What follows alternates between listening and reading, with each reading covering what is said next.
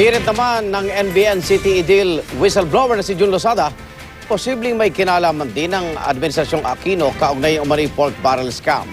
Dating namuno si Losada sa Philippine Forest Corporation na isa sa mga ahensyang dinaanan daw na mahigit kalahating bilyong pisong pork barrel noong 2011. Ang presidente ng PhilForest na si Erwin Krishna Santos, unang itinalaga noong Administrasyong Arroyo, nireappoint umano ni Executive Secretary Paquito Ochoa.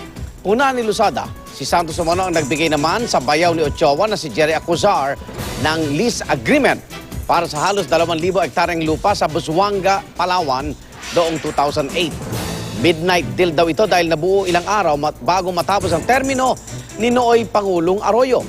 Nilinaw na Malacanang na kanselado na noong 2011 pa ang naturang kasunduan. Patuloy namin sinisikap na kuna ng reaksyon si Acuzar. It's very clear na nagpatuloy itong sistema to sa ilalim ng administrasyon ng landas na matuwid, matuwid na landas, no? So, yun na nga sinasabi ko, hindi sila inosente rito. He went to the president and he asked for help and help was not given, assistance the way that he wanted was not given, then this is obvious where it is coming from.